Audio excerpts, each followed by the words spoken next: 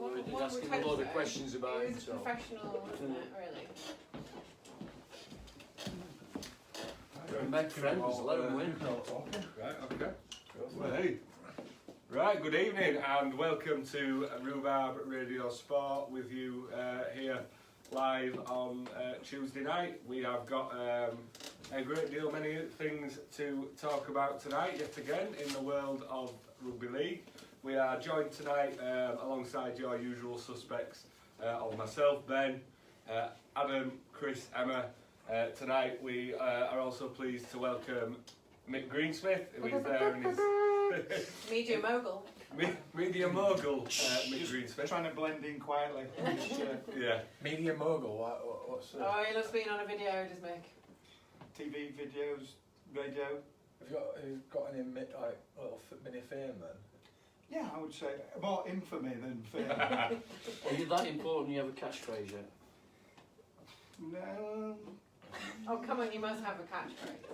Yeah, but I got told I couldn't swear to them. All right. Okay. Leave it there then. Leave it there.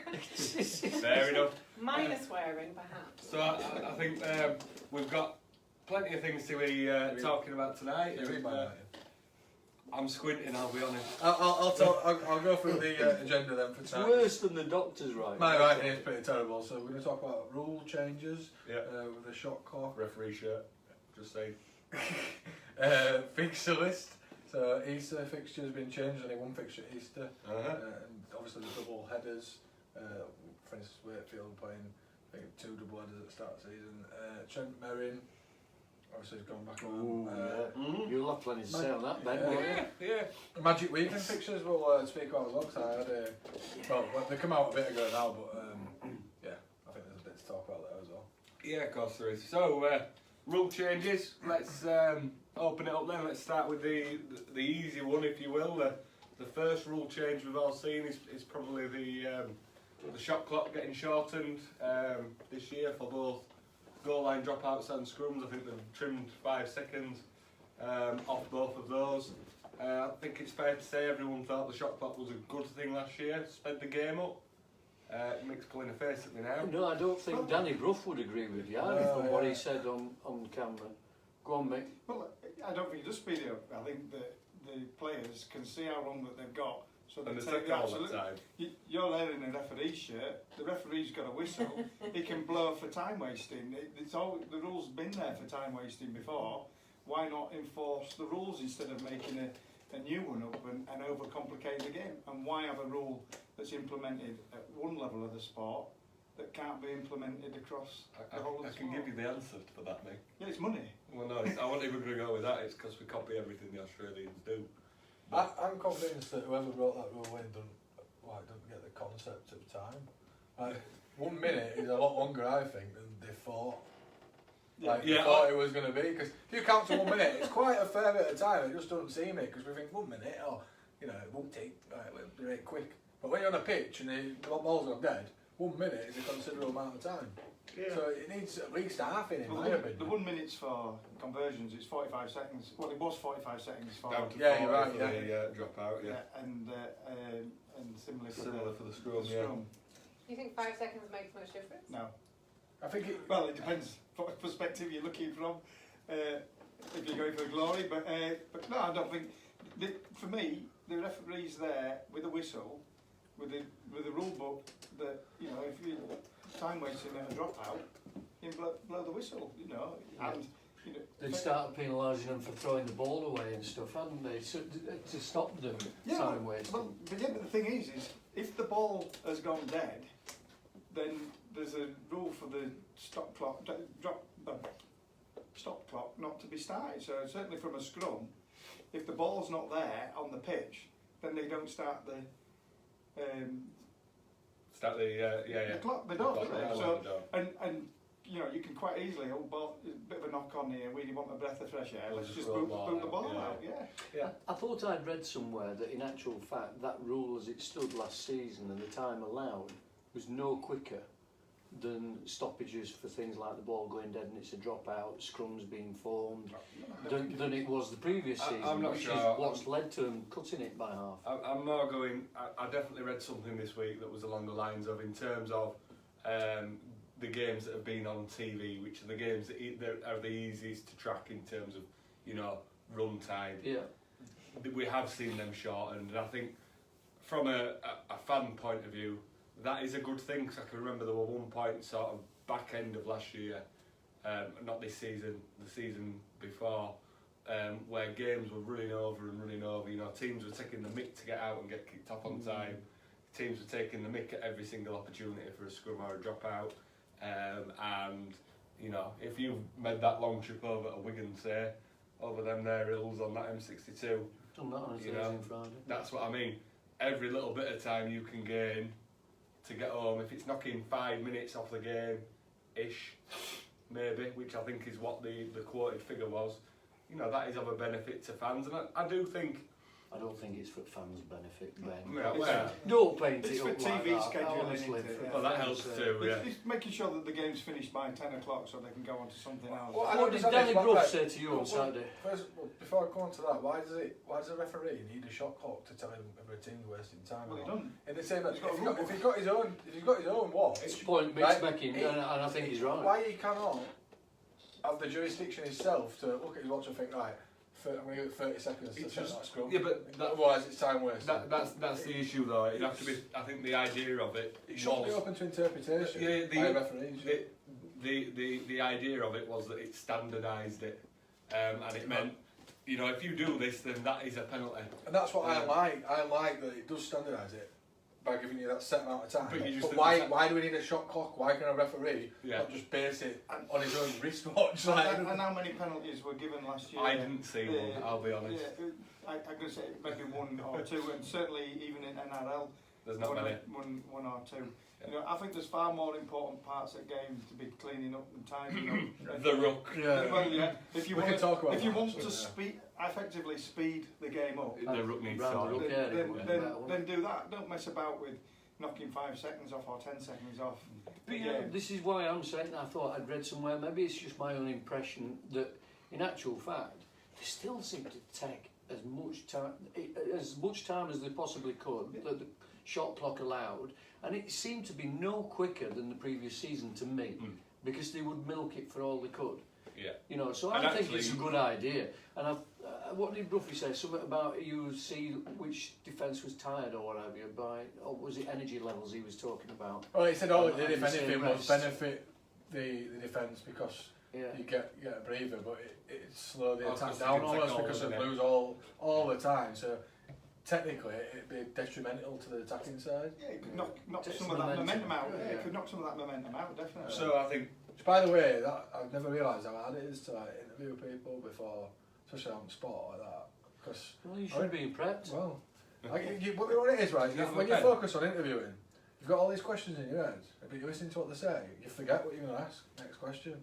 So you're kind of caught in that moment. I've got a lot more of a Respect for me, no? respect and appreciation for them. So Yeah. just in case you're watching, I don't Connor, respect that many women, but no, I'm just kidding. just in case you're watching, Connor, that's how simple you make it look. He thought he could do it just off. Too expert in his Connor though, isn't he? He's a true professional. Always do your preparation. There you go. Fail to prepare, you prepare to fail. so. I think then the Any general more cliches? the general consensus here on this sofa then is good idea. Maybe it doesn't need to be on display as much as it is, and then, like Mick was saying, it could be implemented within all levels of the game if it was on the referee's watch rather than.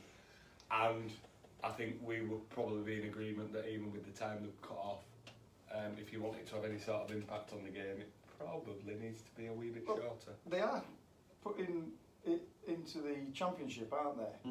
But so why is the championship so different than League One?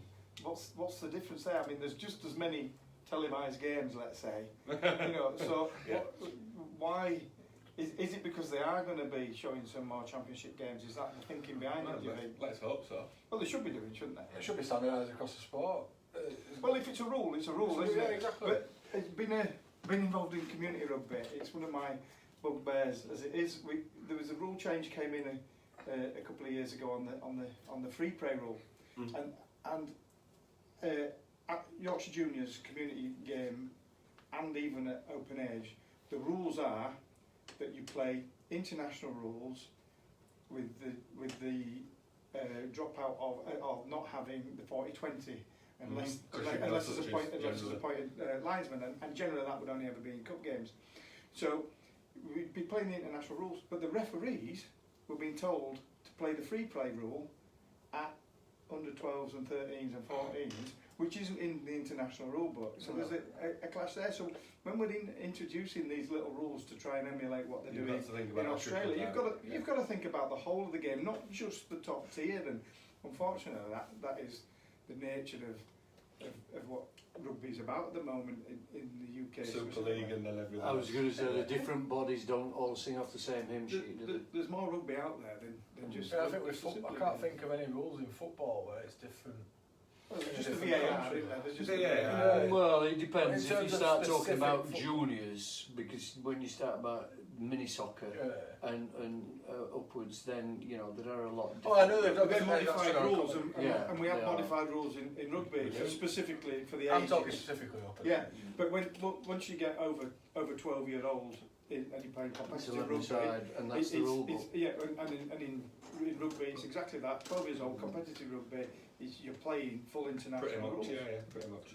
So moving on then, which part of the game would we like to see rule changes brought in, maybe? Or I don't think it's a rule change for me. It's just let's start enforcing it properly. Implementing Well, you're not going to say interpretation. No, it's the ruck. It's the ruck. It's an absolute mess. It does me nothing in pretty much every single game I ever watch.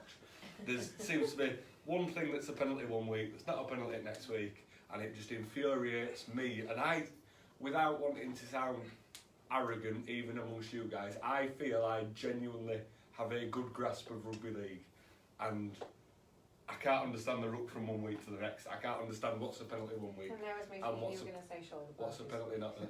I mean, There's another golden. I'll come back to that golden one. egg. But, yeah, well, very quickly shoulder charges then.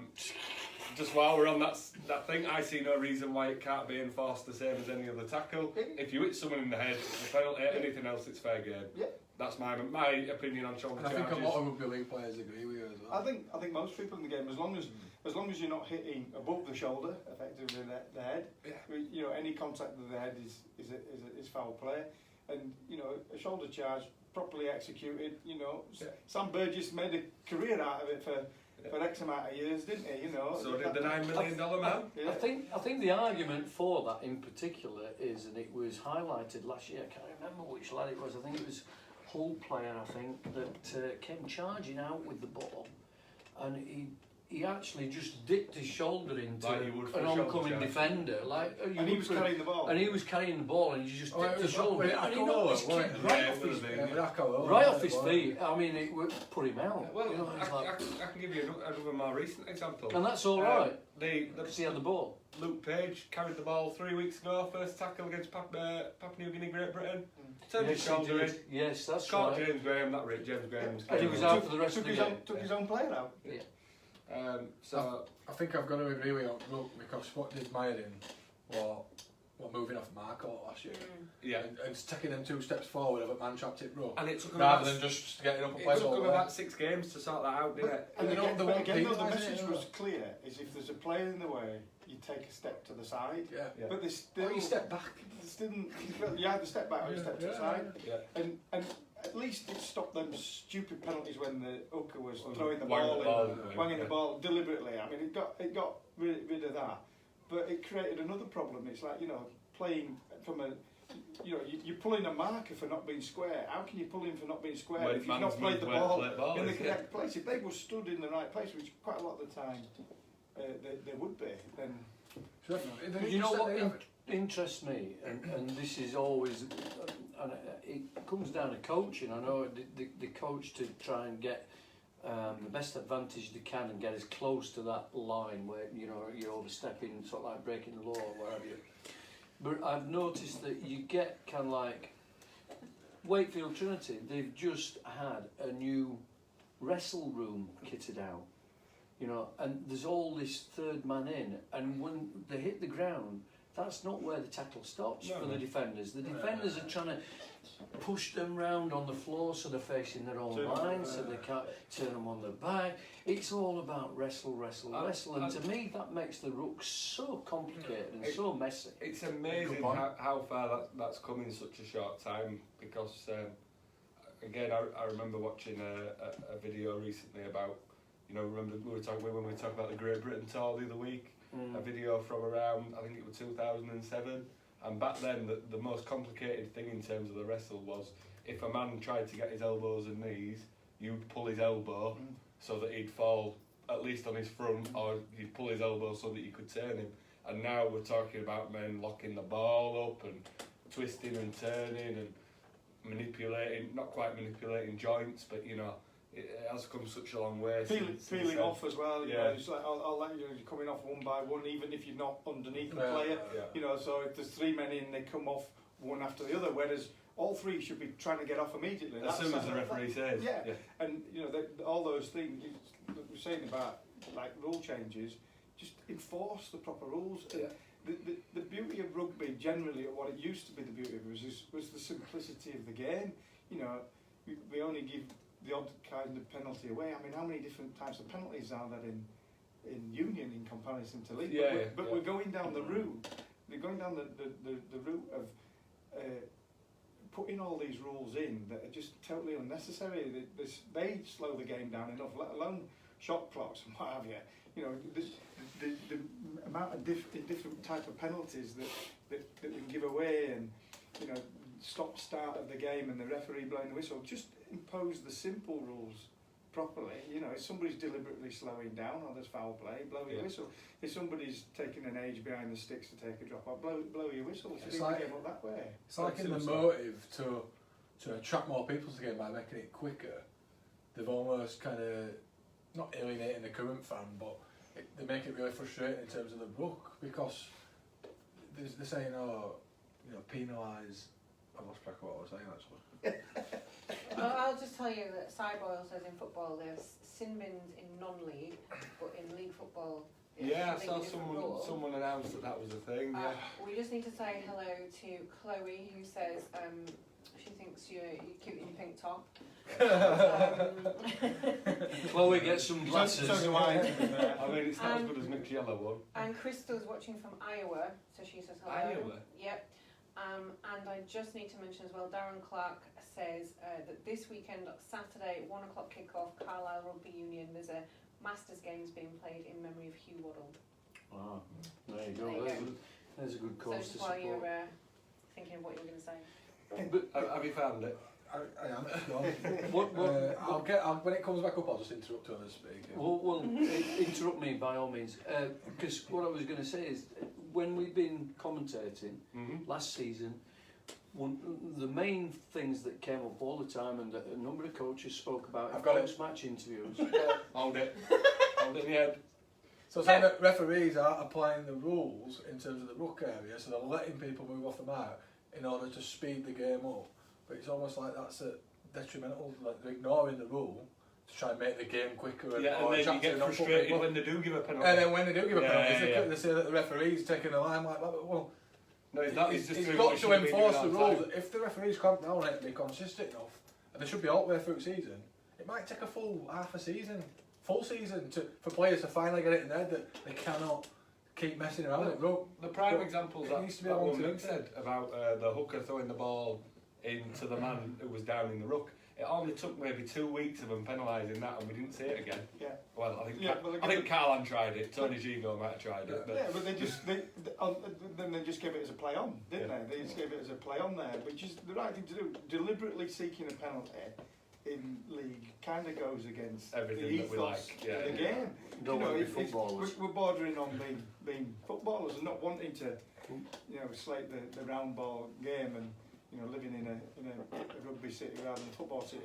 Football's still it's perceived as that. It's the old cliche, isn't it? Football's 90 minutes of pretending you're injured, and rugby's 80 minutes of pretending you're not. And that has always been, it's been something that some people have hung their hats on. Yeah, we're seeing that as well with escorts. I think a lot of the time where you'll see a player make a meal of it and throw himself on the floor. To get something sent to them, and then you look at it again and you're like, that is in no way. But us as fans, we can see him having a little glance at his eye. We can see it, can't we? But the refs and even the TV tend not to see it.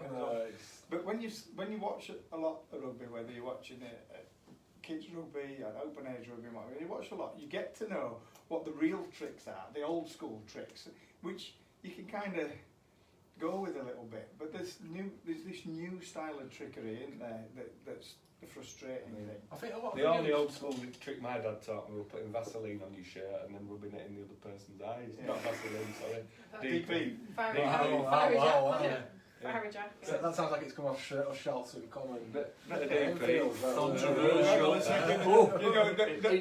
Other teams exist. No, who do you want me to pick? Go on, give me a or any other traditional rugby league areas. I'll pick a team from Castleford. Controversial. Just say Cats. Cats Panthers. I think we've touched on there probably the most, or the rule that probably riles people the most. I know we've just spent a lot of time being riled about the ruck, but it wouldn't be right not to move on without mentioning it, because I think we've seen two very different ways of refereeing it, and that's obstruction. Can of worms, there you go, nice and open. Do we prefer that basically anything that goes behind a man is given as an obstruction so that we get consistency, or do we prefer we've got to give the referee some leeway so that perfectly good tries aren't chalked off, but he might get some wrong, in your opinion? Well, the thing is, referees always get things wrong, no matter what. Yeah. And you know, the difference is 20 years ago, you'd see something on pitch and that'd be it and you walk away, but now it gets repeated and you know, whether it's TV or whether it's social media with a game that somebody's watched, you know, it's all getting rammed down your throat and over and over and over and again, and we can all analyse it and we can all become the expert. But you know, I've done a bit of refereeing, you've done a bit of refereeing, you make mistakes. It's like in any walk of life, you do make errors, but when you've got a fast-paced game where, you know, even a referee has to be pretty well physically fit to keep up with the play. You know, as you get tired, you make errors. It's a human thing. And so this issue about what you're saying there with regards, do we let the referee get away with you? He doesn't need to get away with you. He just needs to referee the game. Quite a lot of the times, when you sit and you watch these ones that are on repeatedly with the video ref, and they're over-analysing it, you can see that a lot of it's a poor defensive read when the defender has gone to the attacker. Although, by definition, it is an obstruction, but the reason why he's doing that line and running that line is to draw the defender. That's what is. Yeah, so it should create a poor defensive read. That's the whole point of it. And that's it. And those are the ones that really baffle me, where where it has been a poor defensive read, and then it's like a no try. And then, something similar where the player stays in the line, nobody touches him. He doesn't really obstruct, but because he stayed in the line, that's one way. I was just going to say, is it the letter of the law the problem? That's the point I'm making. They're almost. It's not the referee's fault, but then do we need to tweak that description of that law? But how is it to kind of trying to ascertain intent again? But how is it that they can apply a rule to the letter of the law, but then allow other rules to be open to interpretation? And I think that's probably why people get more frustrated with it than anything else. I think for me, it's got to boil down to, was someone actually obstructed? Because if the one and the man's just happens to be in the line, because he's, I don't know, been a bit lazy and not run that line all the way through, or say it's right on the try line, you don't want to go all the way through because then you're effectively out of play because you're out back at in goal and you can't get back and support or whatever.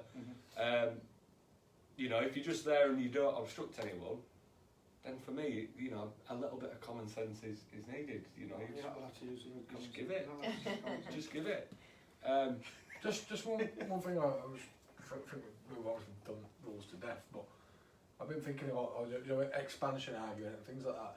But we were speaking the other day, weren't we, about the attendance that Wakefield used to get and how many people used to attend games in Wakefield, whether it was 1970s or whatever. where do you think? For me, it's an argument. You need to retain what you had. Like, you at least need to try and get people back that's left the game.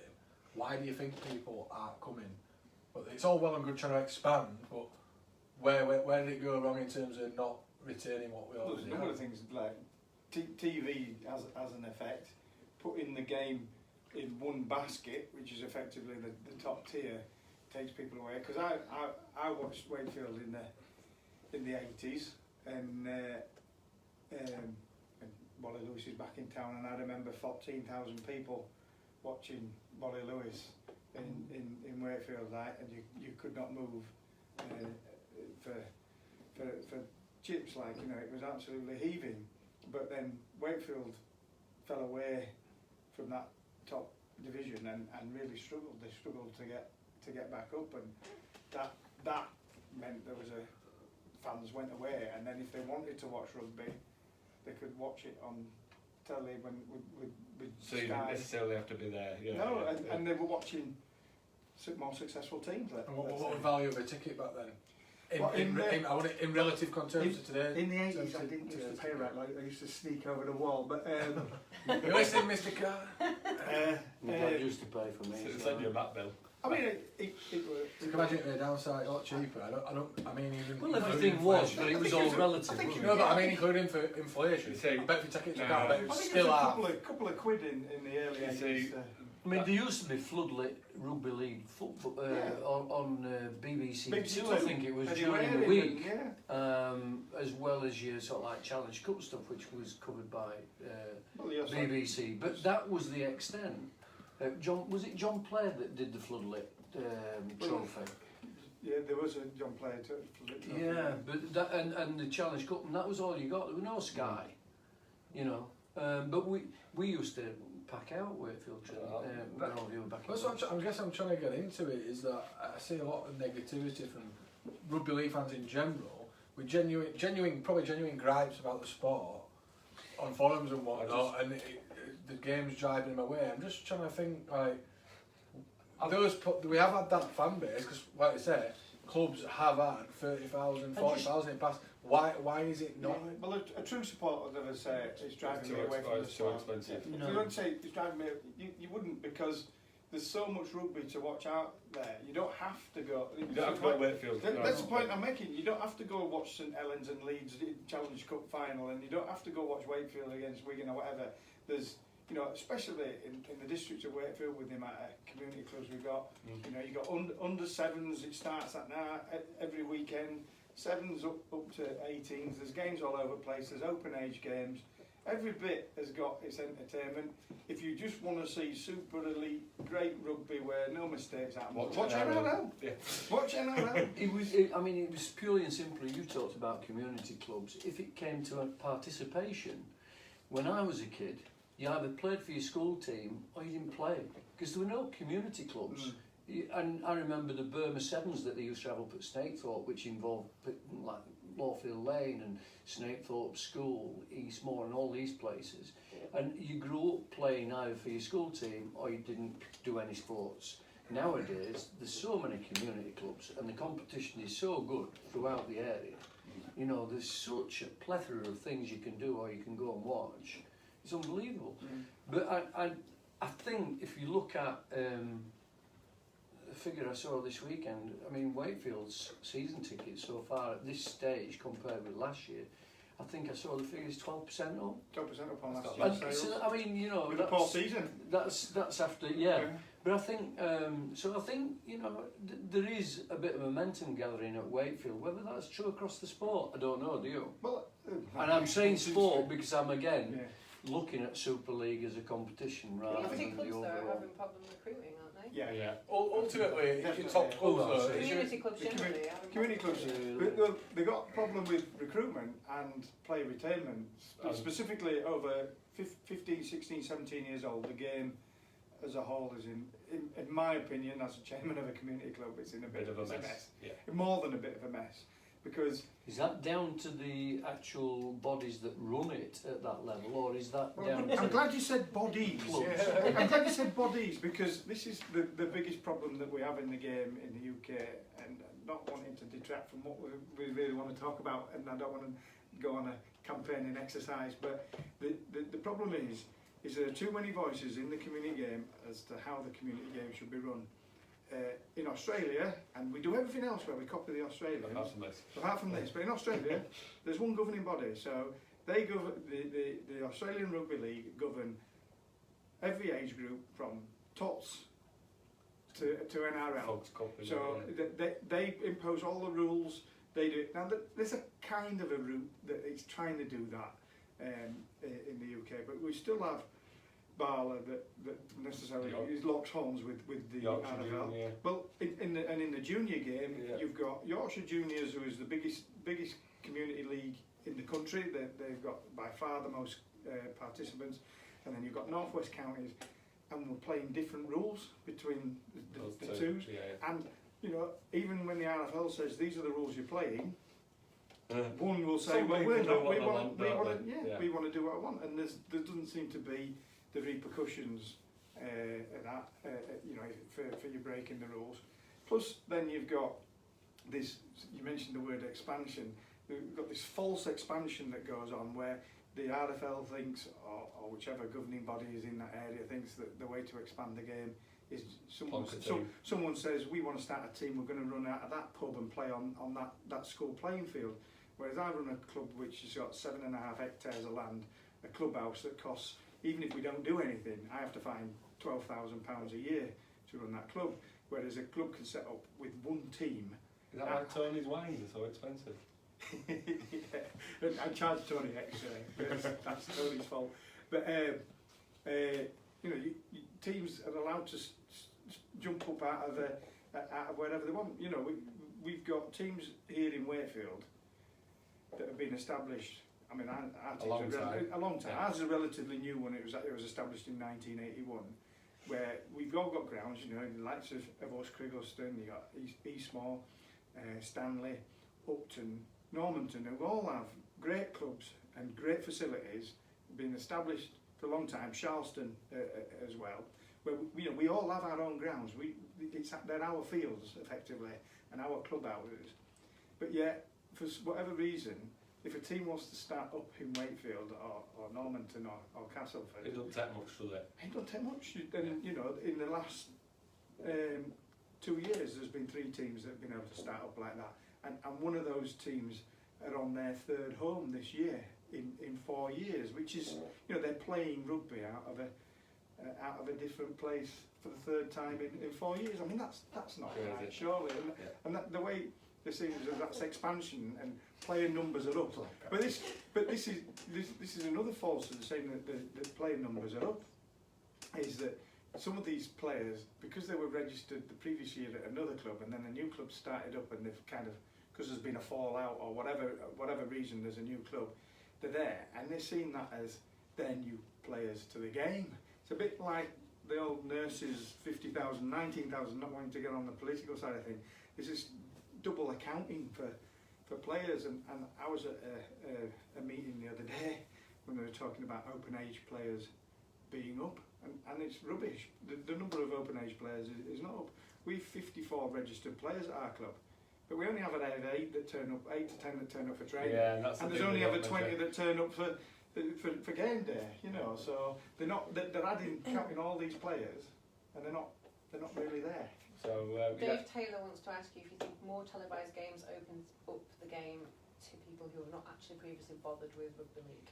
If we show the different tiers of rugby instead of focusing on... Yeah, you'd have to offer them something different to what they already want. Is a new supporter not going to be more attracted by the M-League level? There's been, I mean, the R-League app, and there was Free Sports that were showing loads of community games, you know, and those... You have to pay for R-League though. But is a new supporter going to want to watch that? Yeah, if you're a new is that supporter, going to attract? I don't pay for R-League. What I'm saying is, if I'm a new fan, I'm not going to log on to watch Hunslet Warriors v. Yeah, well, I'm gonna watch Leeds Rhinos v. I don't know though.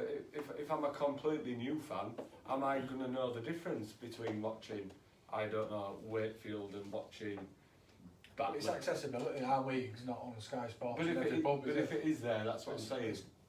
If it was there, would know the difference? You're touching on something we spoke about, I think, a couple of weeks ago.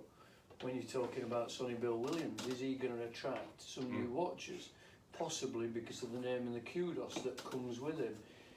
Hunslet Warriors against Charleston Rovers or whatever, you don't have the same ring, does it? But who outside of rugby has heard of Sonny Bill Williams? It's not as many people. This is what we've said this. Yeah. Well, we discussed this, didn't we? And the fans that it will bring temporarily to the game, it's about keeping them. There's some Union fans that you know probably haters anyway. Well, I don't know. I wouldn't go that far. I wouldn't go that far. You aren't allowed to like any sport, you know. It's not one and nothing else. I think the thing is though, what, with the Union fans is that the game probably will keep a few of them, but it won't be because they want to watch Toronto Woolpack with Sonny Bill Williams. It might be because they want to watch some of the other teams. Yeah. And that again, that's not expansion. Putting a star name in a crowd full of nowheres. Yeah, I mean it isn't, is it?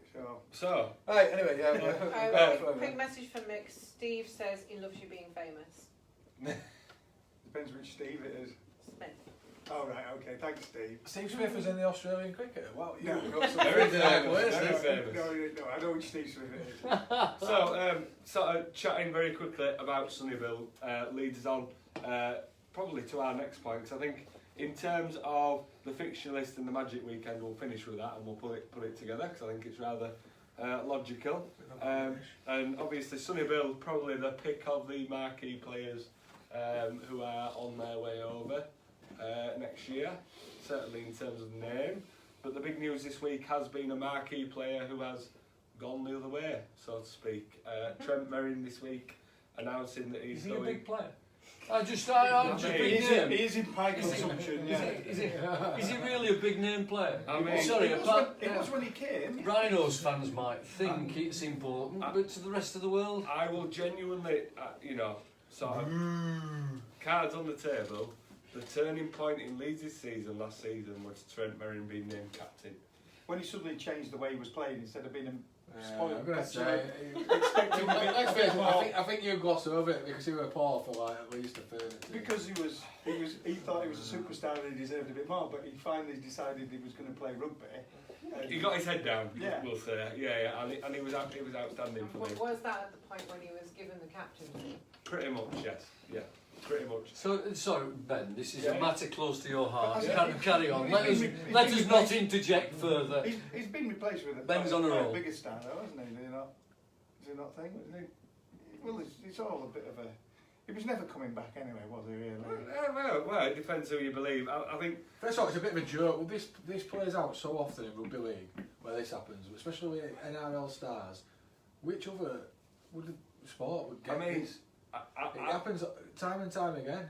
I'll start and preface this by saying that, Trent Merrin's situation, if you will, was slightly different to other situations that have gone on. I don't know how much you guys know about what's gone on. I know I only know what has sort of been leaked out in the public domain, but him and his family have had some quite serious things to deal with over the last 12 months.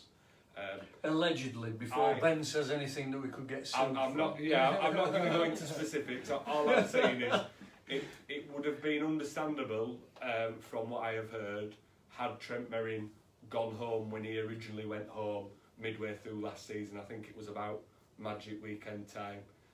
He came back and finished out the season and was outstanding, and I think there's a lot of people, if put in his situation, wouldn't have done that. Now, could he have handled the start of this season a little bit better? Probably, yes. That's mainly where I'm.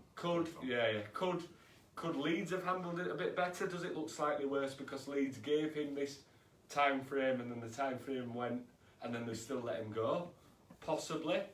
Do I think letting him go and maybe bringing someone else in as opposed to having a player that maybe has other things on his mind here, does it maybe benefit us? Potentially it does, depending on who we recruit. Now, what I'm going to say as a Leeds fan is I wouldn't be buying the idea that Matt Pryor is a replacement for Trent Merrin. I like Matt Pryor as a player. I think in terms of work rate, he's right up there. He's an outstanding prop. He played State of Origin last year. He's a big minute guy, which is what we need. but let's not beat around the bush. Leeds were signing him before Trent Merrin went home, so he's not a replacement for Trent Merrin. And I don't think he's a replacement style-wise either. I think Merrin is a very good loose forward in a similar mould to someone like Sean O'Loughlin, in terms of being a little bit of a ball handler. I think Leeds need to. I think we need to look to recruit. I don't think we'll get a player of that calibre at this point in the season. I think we'd almost be better off keeping our as big powder dry, because normally someone becomes available mid-season, don't they? Yeah, down. There's normally a couple, but you know, I do think it leaves us forward short. So now you've got that off your chest Yes. about Hold Trent Merrin. on, just so you don't feel like we're picking on you. Your Yeah. dad says he's backing you up. Right, okay. Oh, and Elle Dickens says, how's your day been today, Ben? Yes. Yes. So are there any Why have marquee you got such a fan signings? club? Yeah, I know, it's ridiculous. It's ridiculous, isn't it? Get out of here. So What he said marquees- he's a celebrity social media influencer. Yeah, that's the word, isn't it? Social media influencer. What marquee signing are you looking forward to seeing? Well, Forget Trent Merrin, he's gone. yeah. As in, who would I like to think Leeds would be looking at? Or in No, terms of ones that just are already in coming? the Super League that's incoming. It's hard to look past Sunny Bill, isn't it? It is. Oh, is it? Just to see him. What about And this it year? depends where your fixture is against Toronto as to whether you're going to see him or not, because he's not going to last the season, is he? You don't think? Really? Is he on about from an age point of Oh. view? From an injury point of view. Yeah. I wonder what you get Oh, at look, the he's bookies gonna- on that. He's going to be targeted. I was reading something on social media today with Wally Lewis being back in Wakefield. He's back in the news. Is Wally Lewis back? Wally Lewis back? Yeah, he is. Yeah. Is Anyway, that he- Huey and they Lewis were- in the and they news? were on about the game 1985. I think it was Workington, where he just got absolutely targeted from the second he got on the pitch. And at this day and age, he wouldn't have been allowed to come back on the pitch, but he come back on the pitch and won the game for Wakefield. But you know, every player went out there to get him, and you know, Sonny Bill That's not unusual. Sonny Bill is definitely going to be in that category, and he's going to be targeted by every house that is out there, you know, and even some of those that aren't. You know, there's going to be the odd cheap shot going in, and you know, he's been carrying a few injuries. He wasn't sharp in the World Cup. No. There was The intensity, yeah. So you know, he's got every chance, if he's not 100% fit, of being made a lot worse, isn't he? Because that's one of the things with rugby. You know, if you're not taking to the field 100%, it's hard work. It's hard work. The transitions off from rugby into league. He's a little bit older now. Yeah, but he does enough fit-wise. He's a bit of a freak athlete, isn't he? He does it. I mean, I don't think he relied on the rugby union regime to keep him fit for rugby union. I think he was doing his own stuff. But you know, at 36 years old, and the amount of hammer his body's been put through the years, it's got to be taking its toll. There's no way that he's going to be able to. I'd be amazed if he plays more than 14 games, if I'm honest. We'll see. About George Burgess back at Wigan. Is he technically Is he on marquee? I don't know if he's marquee, but I'll just throw it out in there. terms of being a big signing. In terms of being a signing that I'm looking forward to seeing how he does back in Super League. Did he play any Super? The Twins didn't play much Super League, did they? I don't think they did. I think there's only some. They kind of went out before they made it, didn't they? Yeah. Just went out as a family, didn't they? I think in the end it was all part of the whole package deal. Package wasn't it? They were at Leeds though. Yeah, they were all Pryor and then Pryor, Bradford. Yeah. I think it'll be interesting to see how he goes. I think, you know, it's fair to say the Twins have sort of peaked and troughed in form over the last couple of years and not really been able to be at the best consistently. You know, I know ball handling's brought up a lot with them and ball control. It's because of the way they carry the ball in though, because they're pretty honest play. They just run hard every single time. There's none of this trying to be elusive and you know, because even some of the big David Feet have been a perfect example. Try and do a bit of footwork on them, but they don't. They're very, you know, one-dimensional players, and when you run the ball in hard as that, it pops out. It just does, because no matter how hard you just squeezes. Just squeezes out. I think the under the radar marquee signing for me is the one that was announced the other week. I think Caesar at Huddersfield could be exactly the sort of thing they're missing in terms of, you know. I don't think I think there's 5 people in front of him that are going to be missing. That'll be the problem there. Especially with them getting rid of Leeming, which is just a total. Good player. I mean, why? Icky Aoife as well. Yeah. He's I know it's Mick done mixed at Huddersfield, but he did at least give him some amount of go forward when he played. Yeah, I think they stand out as a team that really haven't until that signing. They haven't really brought anyone You're in. looking at Huddersfield thinking the losing players like Leeming and some of the better players, quality players, and you think, crikey. I still think no that, coming to in. be fair, there still isn't much coming in, you know, and They're leaning on kids out there, and as much as you know, you can credit that. Even if I don't know, one of the clubs with a traditionally better youth system, such as Saints or Leeds or Wigan, did that, you'd still be saying that's a risk. That's a real risk if they're not ready. But they're going a risk to them and a risk to you. But they're going to be starting the season off in that position, whereas the likes of Leeds and Wigan and St Helens will introduce those kind of Feed them players. in. You know, their argument will be, well, they played some last year, so they're getting used to it. But They're always around winners and leaders, aren't they, when they do come into the team? Sure. yeah, What do we know about the guy coming in to coach at St Helens? Because Christian that, Wolf. I think, might be a difference as well. I mean, you've got Salford and Ulster basically rebuilding. You've got Huddersfield done next to Dam Hall. Wigan and Warrington, I think, have strengthened quite well.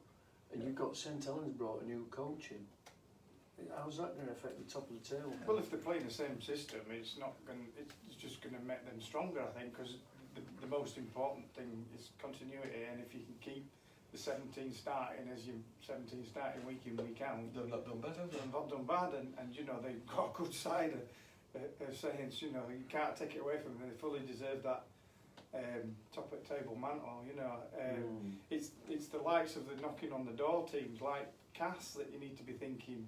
They need that signing to push them over. All that. Yeah.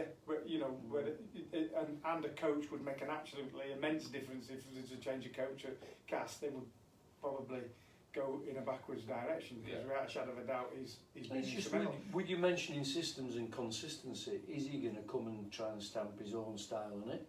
Has he got a different style in terms of management, motivational, whatever it might be? I mean, you know, is that going to be consistent? They branded the entertainers, and then there's a reason why the entertainers, and you know, for the last 2 seasons, that's the rugby they've been playing. Oh, they've been like that since I'm Chisholm sure Pinner and Pimlet. I'm sure negotiations with chairman. I'm an You talk about your philosophy I'm an there. old fart. Yeah. So this is the way we Secret play. Saints fan. Secret I know Saints it fan. happens in football. Before I talk to coaches, your board will say, what's your vision? what's your philosophy? Yeah. And then they'll appoint a coach based on the Well, philosophy. You know, that'll be decided. That'll be interesting. Be interesting watching. Our exposure to him over here is obviously very minimal at the minute. I know That's the thing. I he's don't been in charge of Tonga, hasn't he? And we all know how well they've done over the past sort of 12, 18. He knows what he's doing.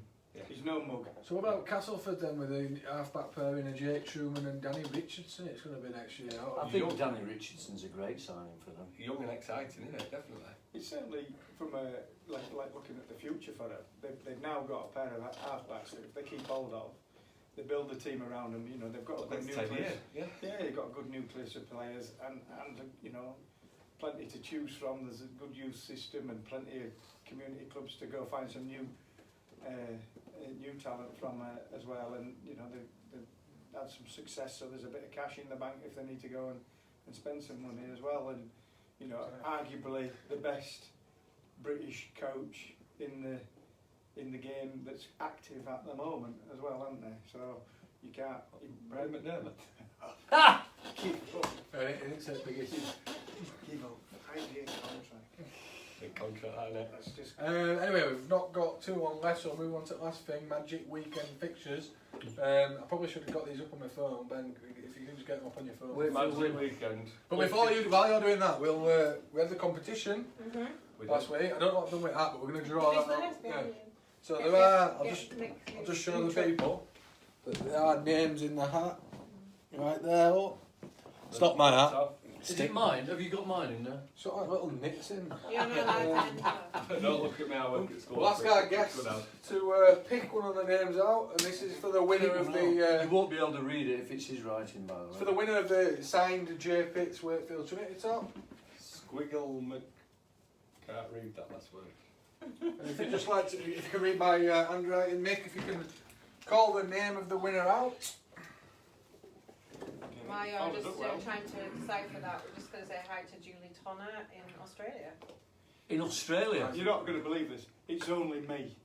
Oh, You're joking. No, I am joking. He is joking. I was like, this is going to look bad. That'd have been awkward, wouldn't it? It's Chris Reynolds. Chris Reynolds. Okay. Sorted. I will message that person. Chris Reynolds is the winner of... If anybody wants to see that there. Yeah, Yes. maybe you show it to camera so we're not accused of cheating. So, is he watching this week? Drop us a Christopher message. Reynolds there. I can't, the glare makes it look all weird, but It is there. it is there. Look, Chris Reynolds. Right, so, Magic Weekend fixtures. I tell you what, technology, it's got nothing on the FA Cup draw, has it? We've got free tickets as well, don't forget. Oh yeah, we've got another competition for you. Oh, do you want to- it's do you want to getting do that spoiled. first then? We'll do that first then. So the competition for 2 tickets, what are the 2 tickets to Emma? I forgot. To see Toronto Trinity, but not in Toronto. So the- Oh, So see- all expenses paid Yeah, to York. to Canada. Oh, York. York. It's no expenses paid to York, by the way, either. I'll not bother entering. Just 2 Surprisingly, tickets. I'm not in the country that weekend. Oh, not You're again. never in the country. I'm amazed you're here. Am I I've got to keep right? my time, haven't I? I've got to keep topping up with time. So Is that the double header? It is, Yes. isn't it? Yes. I think York have got Featherstone that day Yes. as well, didn't it? Double header. So 2 tickets to see York v Featherstone and Wakefield v Toronto. The competition question is so if you answer the question in comments, leave a comment, we'll give you till... You're going to be 10 o'clock again. No, we're not going to 10 o'clock, I'm a bit harsh there. How long are we going to... He wanted it by end of show. 24 It was me hours. that said 24 10. hours. Right, you've got 24 hours So that's- starting 8:30 tomorrow. at the end of the show. So, yeah, 8:30 tomorrow. So the question is, name the only Canadian-born player to have played for Toronto. And Stato's written this question, hasn't And if he? this is wrong and there's more than one Canadian-born player that's played, we do apologise, it's Ben's fault. Yeah. On his address. He is our Just ask me. statistician in residency. And then his fan club can slag him off instead of praising him. So I'll repeat that again, one more time. Name the only Canadian player, or born player, sorry, to have played for Toronto. Yeah, because there is one who wants Canadian ball. Oh, So it's got to be Canadian-born. Get that Stress knowledge. that. Right, Just saying. last thing. Magic Weekend Magic Weekend fixtures. fixtures. So, if we need a quick reminder, and then maybe we'll just pick his favourite. The Saturday is as follows: there's Castleford versus Catalan, St Helens versus Salford, Leeds versus Hull FC. Has that got a H in that? Hull. No, not in all. There's no H in no all. H in all. And then the What a Sunday fish. kicks off with Huddersfield versus Toronto. Is there an H in that? Huddersfield. Is that like, as in a cow? Wigan versus Udders in a Warrington. field? Right, that's it. Huddersfield was named after cows. It must, Order, must order. be. Gidding, gidding, gidding. And Wakefield versus Ulker. What do we think to Magic Weekend then? As a Wakefield. concept, mate? Versus Hull. In general, before we get on to actual fixtures. I think, well, apart from the fact that it doesn't do what it initially set out to do anymore, if we go, although Newcastle's a great venue, but if we go in there, there's a better talent up in Newcastle. The game's, the community game and Club the game seems is to be strong. doing things right. Yeah, they do good. it's good up. It's good up there. It also throws up another one of these skewed fixtures. Why aren't we playing each and every team twice? And that's Once it. at home and once in away. And why aren't we playing them? Instead on the one, some of them we're playing twice, but we play them away twice before we play them at home, and that goes for all the teams. I'm all for. I've seen a lot of stuff on social media for making it a nines tournament or something like that. As a one-off. So yeah. so it's not a normal round of the league. Get 2 more clubs into the top league, so you can easily have that amount of fixtures. There's enough strength now. Certainly London have shown it, and with the likes of Toulouse, Lee, Featherstone, York, all knocking on the door Dare I as say well. Bradford. Bradford are still, I think, they're 2 seasons away from challenging for that top 4 or 5 space. I think they still are. but you know they could do it once they've rebuilt enough, and they can keep an owner for more than 2 years. That don't take him into receivership. But I honestly, you know, if the Magic Weekend was going to places where it was looking at trying to expand the game, but also showing it in a more exciting light, by a nines tournament, something like that, or a sevens tournament. But then is that are people going to get into the nines and go there to watch the nines even though they've never seen the nines? Is that going to bring new people in? Well, I think that existing fans will travel to watch something new because we've shown it. Rugby league fans have shown it. I'm going to go from my perspective. I would be less interested in nines because I really like the concept as it is. Right. Well, I like it. I wouldn't go if it were a nine. Okay. I've already booked my accommodation. For me- I'll be there because I like the format. I am going. I am going to Magic this year. But I've never been to Magic before. My kids have gone. My kids have gone loads of times. My wife's gone a couple of times. I've never gone before.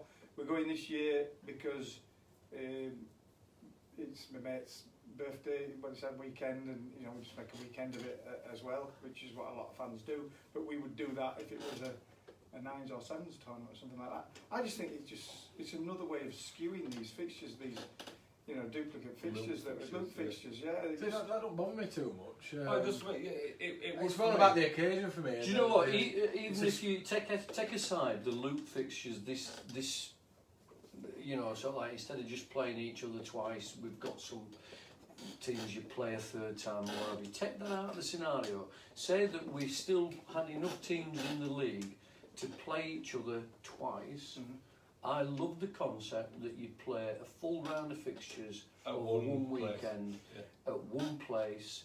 It is a fantastic, I think, advert for Super League, and I think it's great for the Rugby League family to all get together.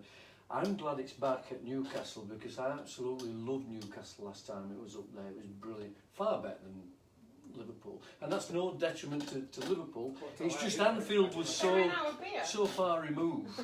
I'm sorry, I've just lied. I did go. I went last year to Magic. I dismissed You're it that much. See, I didn't. Did you go with LDSL? Yeah. That was the first Magic Weekend. And we had juniors doing a thing. In about 6 years. Well, I go every year, and then I didn't go to Anfield. I've been to Anfield before, and I hated it. Hated the location. it's I think just for too Rugby far League, out of too the far city to the centre. centre. The comfort of it, the stadium itself, where it was just first time I've not gone.